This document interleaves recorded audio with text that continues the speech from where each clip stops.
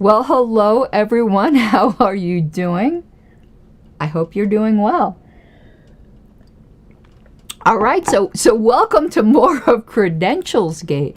And in honor of Calendar Gate, even though I appear to have a mosquito bite on my boobs, I figured might as well wear a low-cut top in order to cover all the bases, because apparently that's demonic. So, you know, with all my secret plotting, I figured I might as well be demonic as well.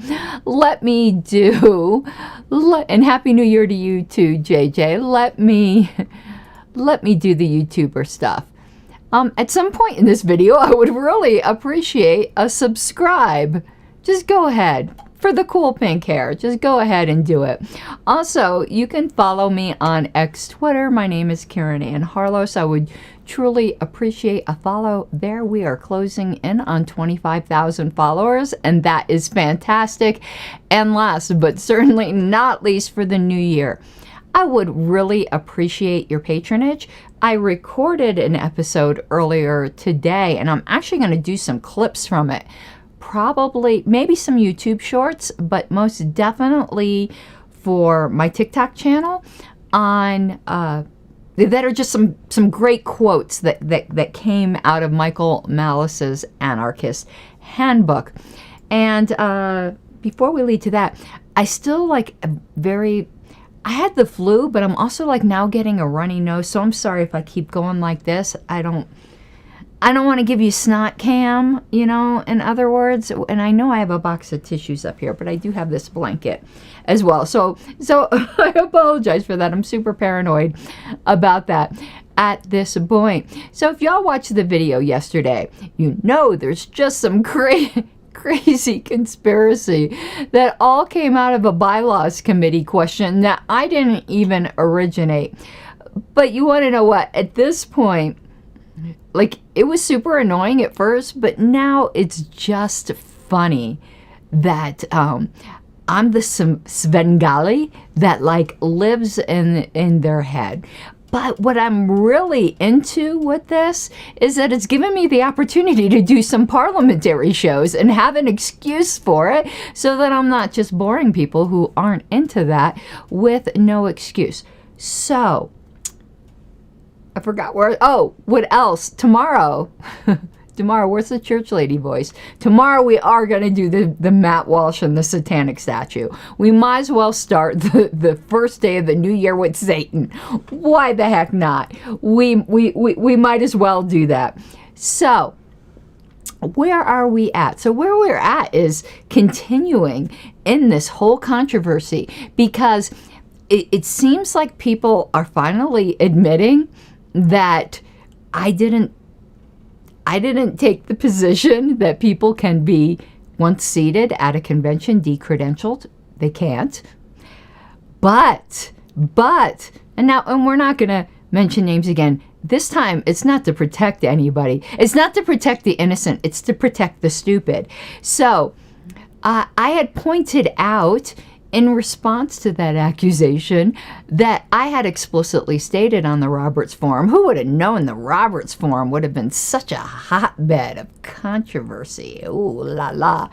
But it was a different quote was pointed out and goes, she's trying to hide this from you. Now, unfortunately, because his name is on the forum, his name is going to come up. And I'm so sorry, Josh Martin, for dragging you into this again. I'm sure you are wishing you never accepted that job. We're not going to mention the state that you accepted, because this is like the never-ending story. Right when I thought I was out, they drag me back in. So Josh Martin is now being misused, abused, as justification that he allegedly countenanced the idea that a convention can do whatever it wants to do. Now, let's answer that question first right off. Can a convention do whatever it wants to do? Well, that word can is kind of equivocal, isn't it? When I say to somebody on Twitter, well, you can do X and X, but you can't violate anyone's rights. I'm certainly not talking about their physical ability to punch somebody, say. Of course they can punch somebody, but can is used in the words there rightfully, or being justified. So can, just by ability, enough numbers in convention do anything they want? Sure they can, if you're just talking about raw ability. But can a convention legitimately do anything they want? And the answer, surprisingly, even to people that I know that are friends of mine that believe they know the rules, no, they can't. Can they legitimately do almost everything they want to do? Yes, but they can't do just about anything they want to do. So I'm going to share the screen. I'm going to show the quote of Josh Martin, which shows how utterly they are abusing him. He would be appalled, I believe, don't want to speak for him, to think that his name is being used to justify the idea that might makes right, in contradiction to the principles of Roberts that talk about the hierarchy of rights that it protects. And we're going to read that. But first, let's read the quote from Josh Martin, and then we will deal with answering the question, can a convention legitimately do anything it wants? All right, let's go to the quote. So here it is. I asked the question to Josh, and what if there is no question at all that they are qualified, dealing with delegates? That the attempted decredentialing is just nakedly a power move. Obviously a negative phrase. A naked power move is something that is done against the rules. It is something that is done deviously. And Josh answers very negatively about such a thing. He says, if it is a naked power move and the delegates are qualified, then the challenge should be rejected. But if the convention is willing to undertake naked power moves, again, he's also using it very negatively, and doesn't care about the rules, then I don't know that what the rule is matters a whole lot. The assembly can just as easily overturn the chair's ruling on appeal as it can a credentials report. Now, quite obviously, what he is saying there is not that they would do this rightfully, that this is their right to do it. It's just if you got a bunch of lawless people, or ruleless people, or antinomian people, or dishonest people, or people without integrity, they're going to do what they want if they have the numbers. So, to take that statement and say, I didn't highlight this because it's not saying what I want, it's just nakedly dishonest. What Josh is saying is, no matter what the rules are, if you've got enough people there, you can just disregard the rules. If that is what this person is trying to justify, well, might makes right. Kind of a weird argument for an alleged libertarian. But if might makes right, then it doesn't matter. But is that what Josh is saying? In some cases, can they get away with this? Of course. There are certain things that you can do that are blatantly against the rules, but if they're not a continuing breach of the bylaws, it is a too bad, so sad thing.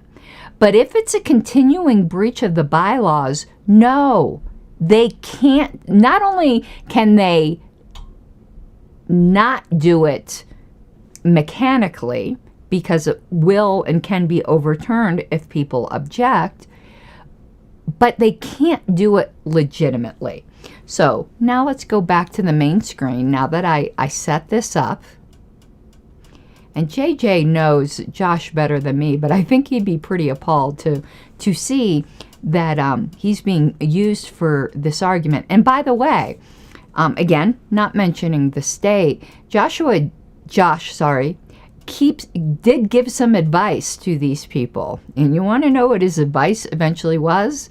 You lost the argument. You should just abide by the ruling of your judicial committee. And that was the correct advice. It wasn't, might makes right, too bad, a convention can do whatever it wants. He wouldn't say that. So, let's find here, maybe JJ can tell me the page, because I marked everything else, but I didn't mark this page where it talks about the rights that are being protected in Roberts. Let me see here. I'm going to look up maybe minority. Is that the right place to look? I should have marked this one. If I can't find it quickly, I know JJ will find it for me and we'll go back to this. Minority. I think it is 1-6. Let's go see if it's 1-6. Let's go see. And if it's not, no, it isn't. So maybe you guys can find it for me. But basically, the rules in Roberts or any parliamentary authority are meant to protect certain groups of rights. The rights of the membership as a whole, the rights of the majority, the rights of the individual member, and the rights of a significant minority, which is defined as anything greater than 1/3.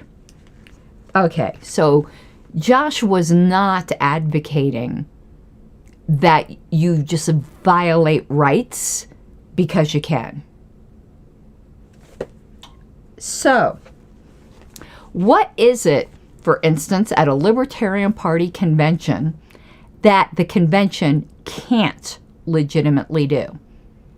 Well, they can't elect a chair that is not eligible under the rules of the bylaws.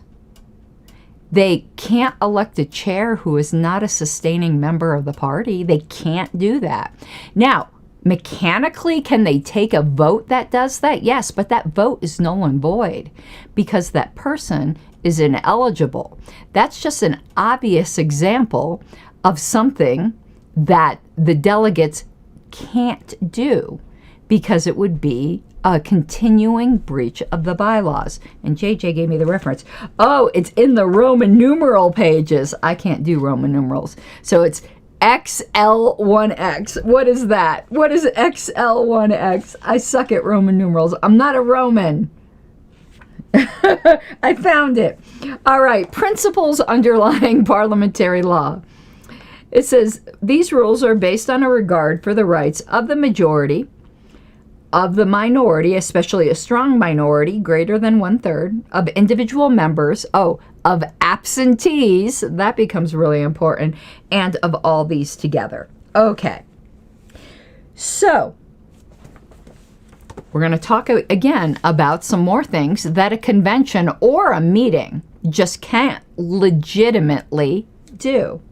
So, normally, if there's a breach of the rules, it's minor. Maybe you didn't follow the agenda on time. Maybe, as this LNC really does a lot, and because it doesn't really matter and nobody raises an objection, but technically, there's supposed to be roll call votes on all substantive motions. When there is no objection, a lot of times people do not insist upon a roll call vote. Is that technically against the rules? Yes. If a point of order is not raised at that time, it's too late. There's lots of things that are done, like even in the bylaws committee, where I say, I even said it last time, listen, this amendment technically is not in order in the way you formed it. You know, it might have been amending words that are separated by other words, so technically it's not a proper form of amendment, but it's quite obvious that that's what the room wants to do, and we're not going to do form over function type thing. Is that technically a breach of the rules? Yeah. If no point of order is raised, after we're past that motion, it's too late to do it. So yeah, a convention, a committee, any kind of deliberative body, those sorts of things, yeah, they can pretty much do that. But here's what they can't do. So the only exceptions to, and we're at 23.6, the only exceptions to the requirement that a point of order must be made promptly at the time of the breach are with breaches that are of a continuing nature, whereby the action taken in violation of the rules is null and void. So, if it's something that's a breach of a continuing nature, unless you're going to amend the bylaws and then it's no longer a breach, that can't be done. Doesn't matter whether mechanically you can take the vote. It's null and void. It can't be done. Everyone parroting that a convention can do whatever it wants is wrong. You are probably right 95% of the time. But there is those few times that you are not right. But let's continue. In such cases, a point of order can be made at any time during the continuance of the breach. That is, at any time the action has continuing force and effect, because there's no point in raising a point of order to something that happened 10 years ago that's no longer relevant, isn't in continuing force, regardless of how much time has elapsed. So if it is still in continuing force, it doesn't matter that 10 years have elapsed. You can raise that point of order. In fact, you can raise it every new session. Instances of this kind occur when a main motion that has been adopted that conflicts with the bylaws or constitution of the organization or assembly.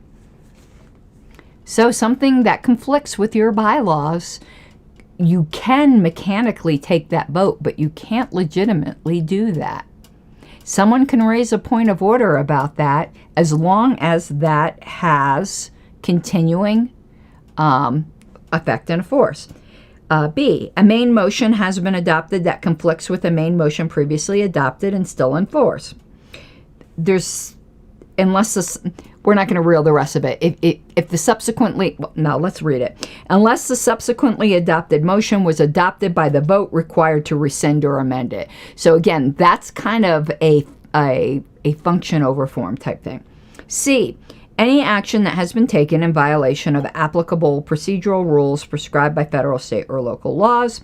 D, any action that has been taken in violation of a fundamental principle of parliamentary law. And here's the most important one for the unnamed person that's making this really dumb statement. Any action that has been taken in violation of a rule protecting absentees. A convention cannot take any action that is in violation of a rule protecting absentees. What are examples of such rules? Notice requirements. If the entire convention was improperly noticed, nothing done at that convention is valid. If it's just certain actions that weren't properly noticed, then it's just those actions that were not valid.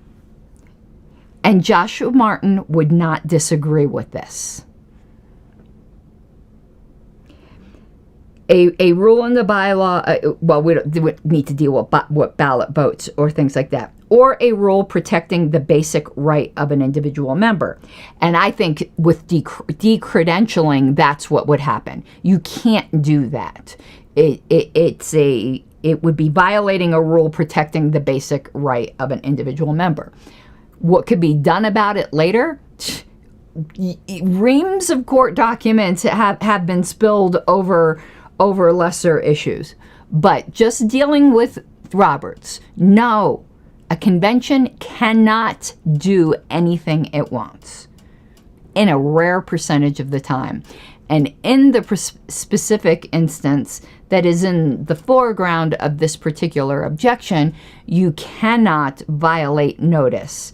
You cannot violate the rights of absentees. Okay, so what other page did I mark? Because this isn't going to be a long show because this is such an easy one to answer. Why did I mark this page? Oh, rules that cannot be suspended. So here we go, 25.7.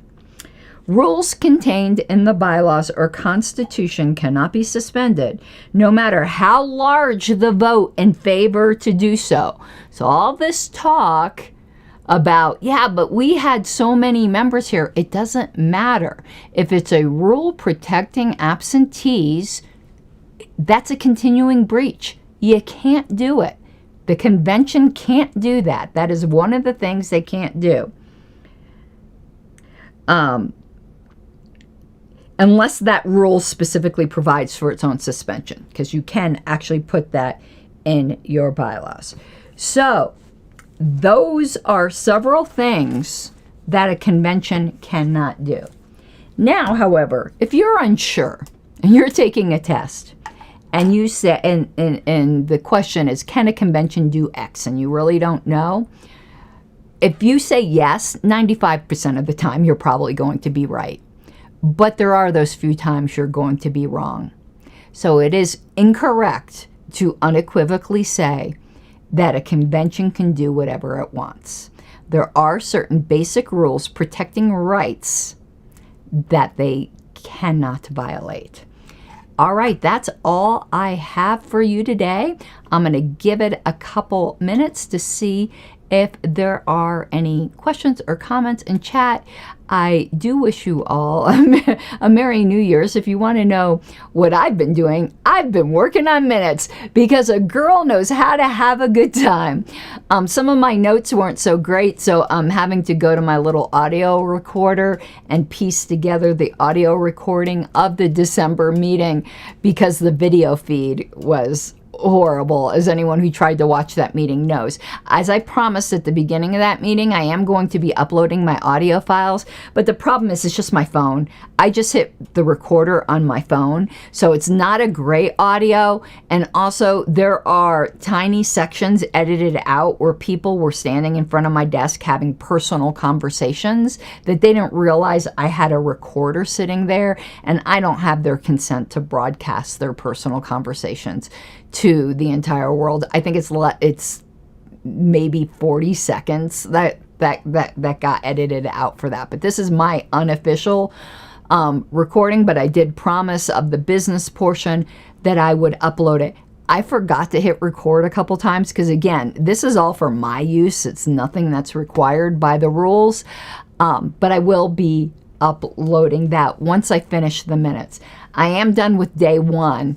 I just need to do day two, which is pretty funny because we passed a special rule of order that, of course, some people just had a complete conniption over that gave me an extra 30 days to do these minutes, which would have given me to, I think, February. How many days? Oh, the beginning of February. But it turns out I didn't even need 30 extra days. I'm going to have these probably done tomorrow. So they're done within a pretty much a normal time frame anyway. But with everything I had going on in December, I just thought I would probably need the extra time, and who knows, I might get sick again tomorrow and need some more time. But I do anticipate the minutes being done tomorrow and posted. If not tomorrow, then early next week. Because again, I know how to have a good time. All right, that is it for this evening.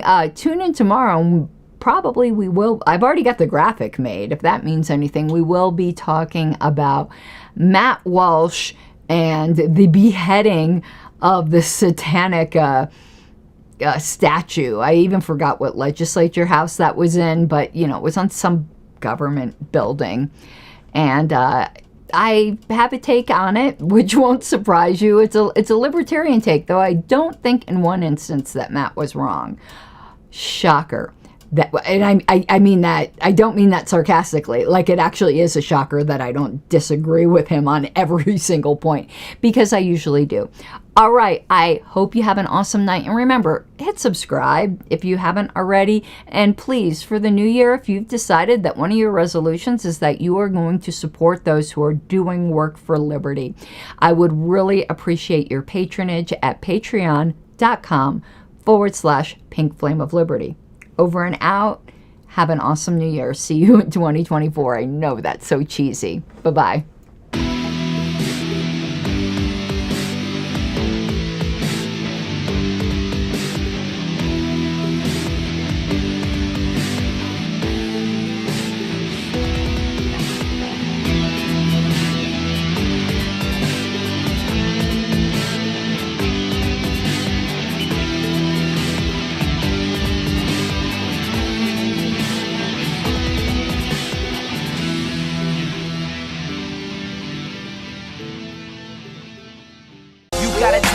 given, that's how we live it. Don't be mad at the system, it's simply how we've existed. I hear a lot of people talking like they politicians, or choose to be an accountant because it's safe in the business, not because they want to